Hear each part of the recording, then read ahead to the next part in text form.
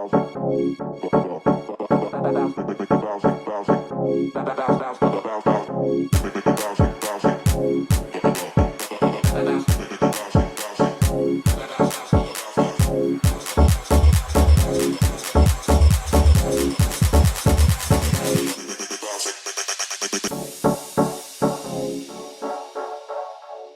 I tell y'all, I am bursting at the seams right now.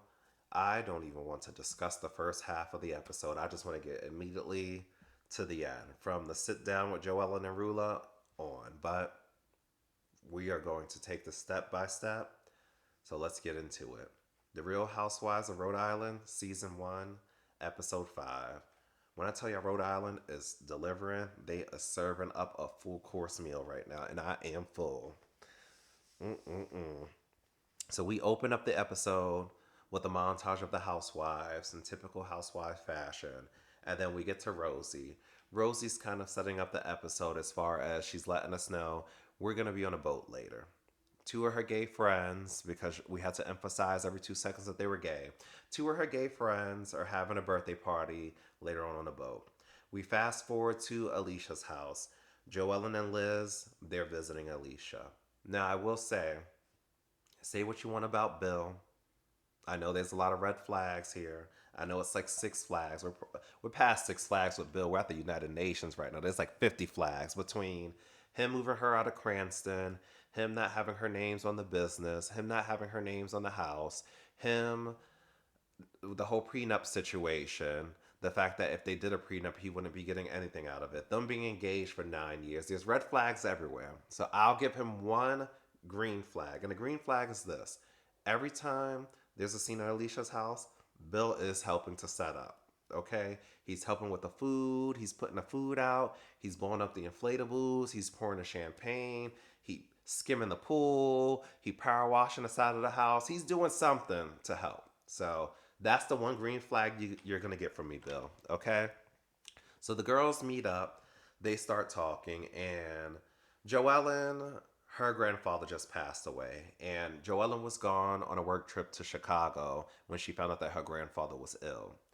Because she was in this work trip in Chicago, she couldn't get home immediately. So she had to say her goodbyes through like video conference pretty much.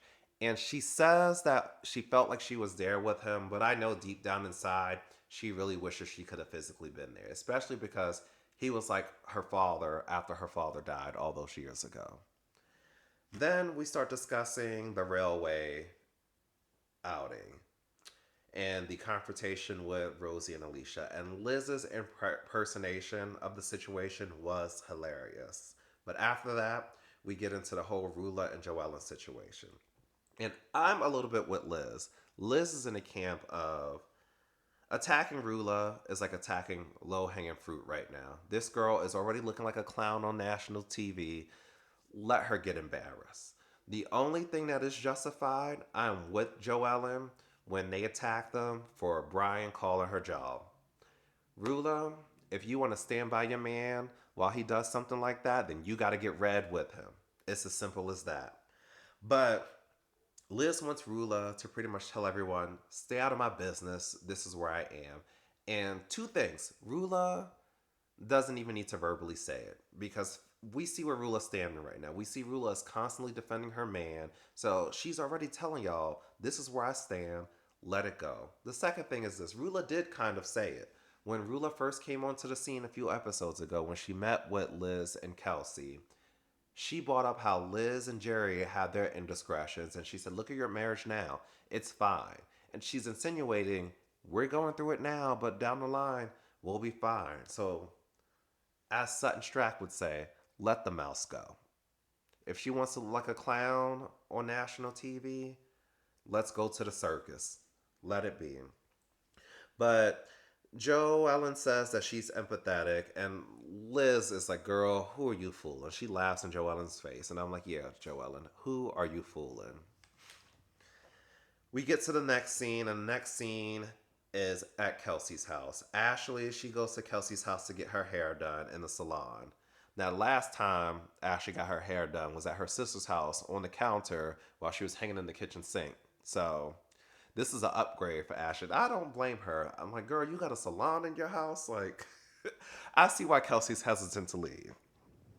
But they discuss Ashley and Rosie's closeness, and I understand why Ashley and Rosie are close. They're both kind of sensitive. Their personalities, I feel like, just gel together, so it makes sense. The other girls are kind of harsh, on the harder side, and I feel like Rosie and Ashley are on the softer side.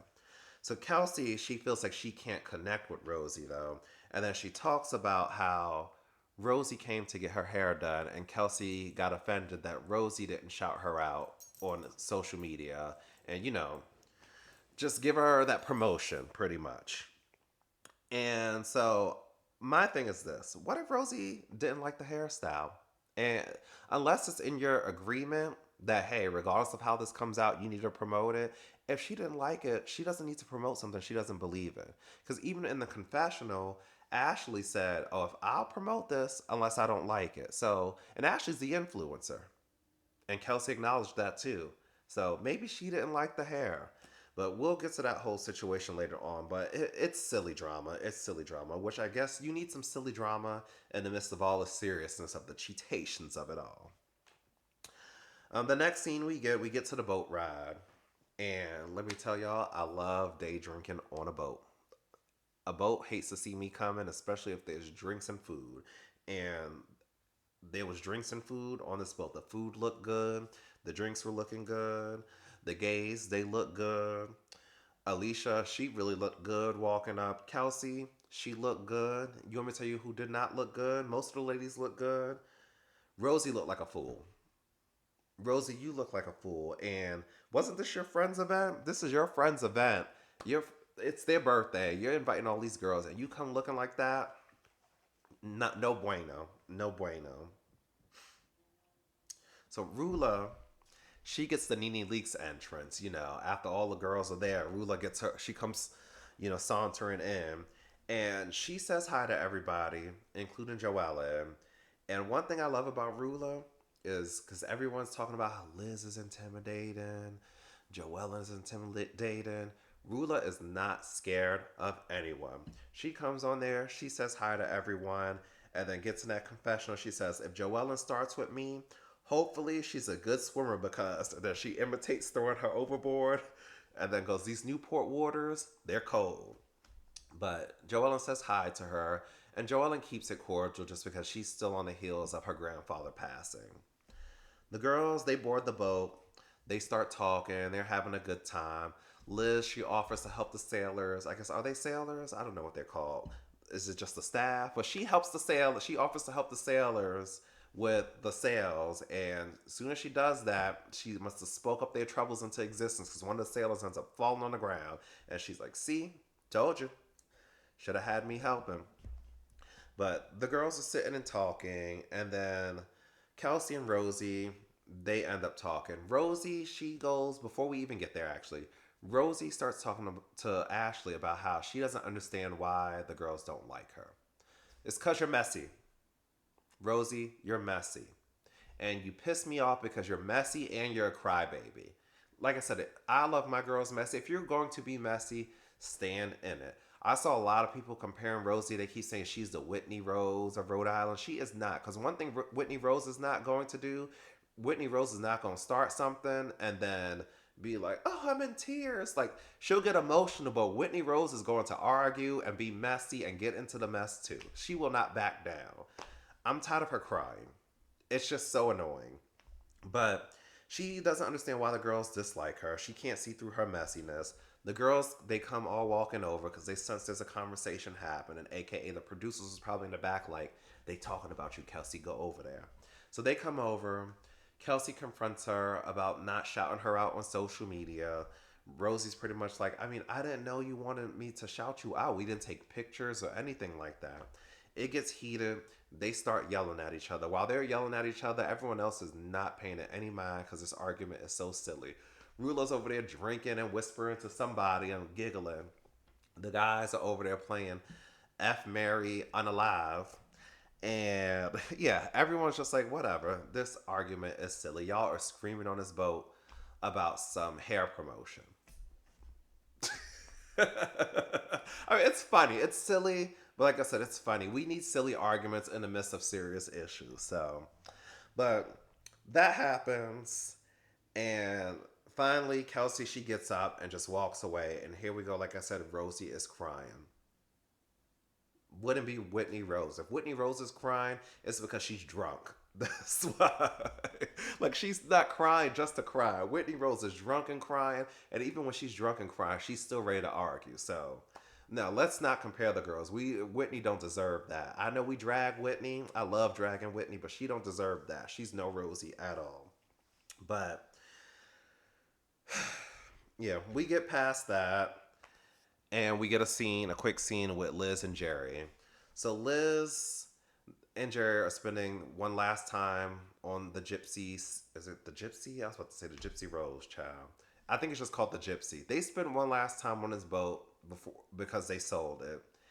And Liz, she gets emotional because she's like, "You got this passion pretty much out of nowhere, and then you just left me to fend for myself." But I was with Liz. I kind of felt bad until they showed them checks. And I saw them checks and was like, girl, I know it was hard, but you got to grin through the pain, honey, because the money's coming in. Grin through the pain, honey, because the money ain't funny. That money was real, and those checks were real. But it's over now. It paid off. You know, you had this hard time. You was able to go gallivanting around town with Dino anyway. And here you are. You got your man back. You got Dino still in your life, and you got your money. So good job, Liz. So this next scene, now we get into the meat of the episode. Rulla and JoEllen meet. So JoEllen's sitting there. Rulla walks in, orders an espresso martini, my favorite drink. And JoEllen lets her know she wants to meet without the husband so they can try to move forward. Rulla's intentions coming into it is just to get JoEllen to stop running her mouth. JoEllen tells Rulla she doesn't have anything against Rulla. It's Brian that's the issue.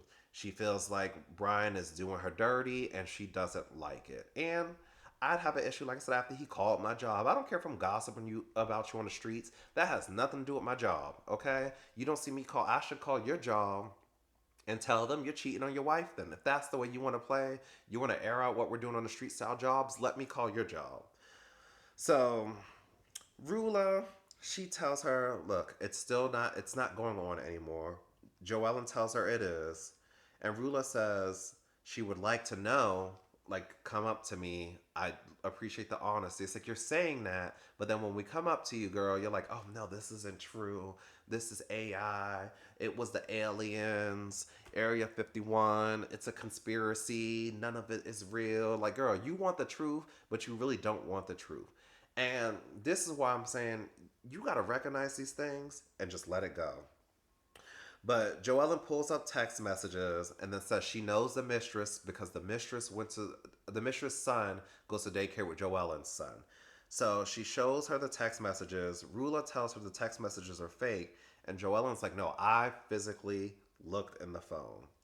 Both the girls agree that the mistress is crazy. So could the text messages be fake still, even if it was in the phone? Maybe, because clearly this mistress is a mess. Because these two girls that are at odds, they agree on that one thing. Um, Rula, after JoEllen shows her the messages on the phone, Rula's like, well, do you even know if that's my husband's phone number? Rula's like, I don't know that. And so Rula tells JoEllen she's a lying sack, JoEllen. I have a GPS tracker. He has never slept at her house one night. When she admitted to having a GPS tracker, when I tell you my ears perked up, like Layla's one ear, both ears don't come up all the time. Both of them come up sometimes, but my ears perked up like her one ear. I was like, oh, should you be saying this on TV? Does he know? Child. And my other thing is this: if you have to put a GPS tracker on him, what are you doing, girl? What are you doing? Leave him. He's not that cute.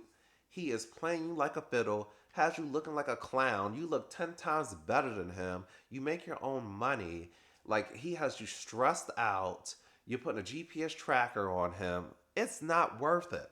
Leave the man. But at the same time, like I said, if you can't lead a horse to water, so just let her dehydrate. Let her get dehydrated. But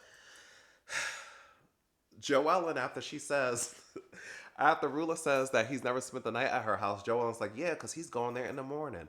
He's bringing her coffee every morning. Rulla's like, he goes to the gym every morning. JoEllen fires back, does Brian look like he goes to the gym? And without hesitation, Rulla's like, yes.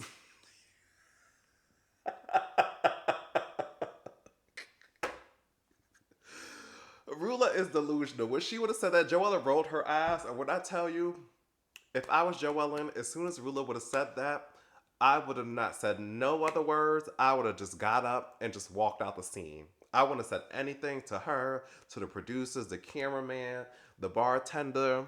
I don't even think I'd have paid my tab. I would just got up and just walked out, got in my car, and just went home. Without hesitation, that man does not go to the gym, girl. The only thing he's working out is that mistress. Oh my god, that was so hilarious. This girl is so delusional. But yeah, I would have left. Like I said, let her look like a clown on national TV. But then JoEllen gets to her confessional and she goes, my mother was like this. Like when she always used to tell me, like, even when I was telling the truth, that she didn't believe things.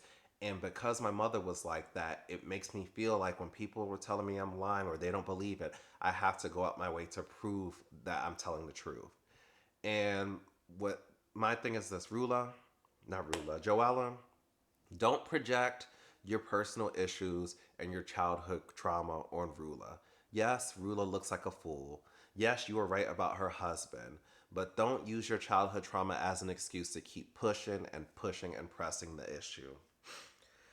So Joe Ellen tells her, look, it's happening right now, and he has no regard for you, and it's not right. And Joe Ellen is right. And Rulo's like, I appreciate you meeting with me one on one. I like people who like, shoot straight, be a straight shooter to me because I would do it for you. And I'm like, girl, do you hear yourself right now? Did you rehearse this?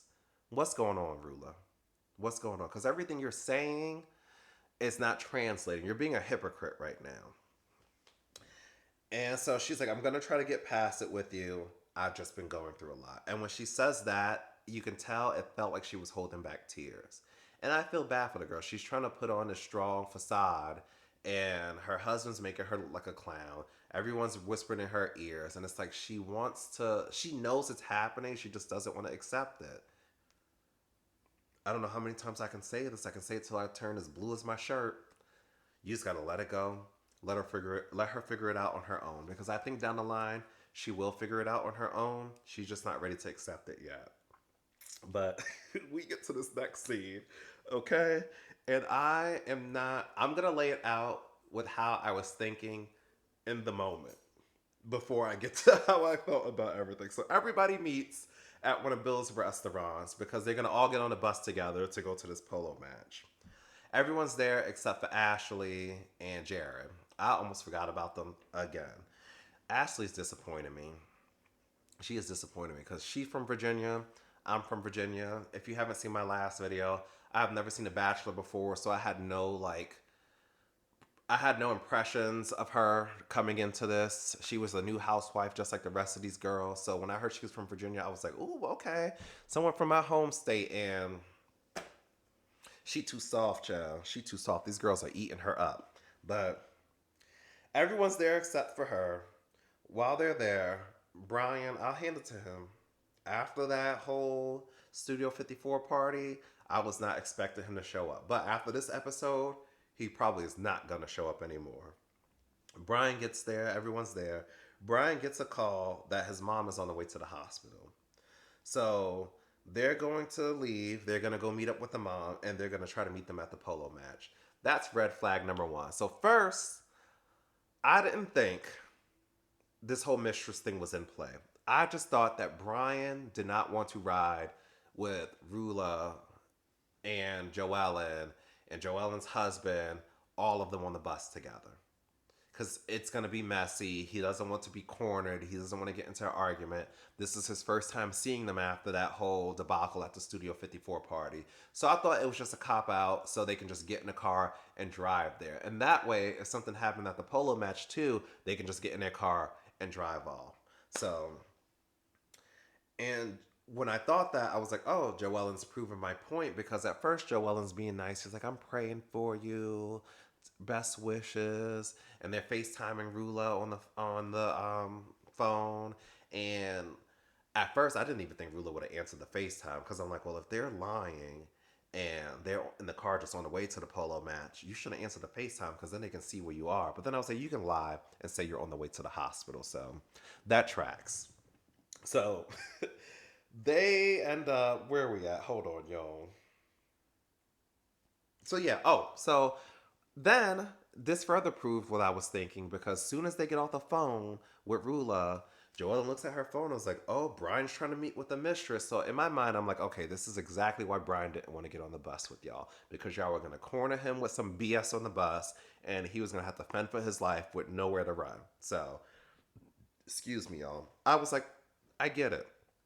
I was with Liz. Liz is like, I don't believe it. That sounds crazy. You're telling me you were just here and you're going to go run off to see the mistress after you were literally right here with all of us? That looks very much crazy, and I need to see the proof. I was with Liz. Did not believe it at all. I thought it was just to avoid Joel and them on the bus. So we get to the polo event. Everyone is having a good time. The girls are talking behind Rosie's back about this home renovation.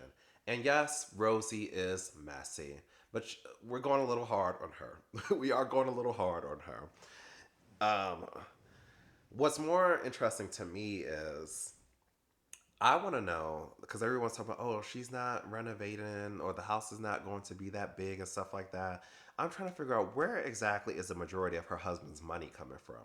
Because Rosie said that, oh, he renovates houses. He's an Elvis Presley impersonator or something like that, but he doesn't want to be called an Elvis Presley impersonator. He sings, he curls wigs, like he does all these things. Which one is giving him the income? I'm assuming it's the house flipping, but which one is giving you the income?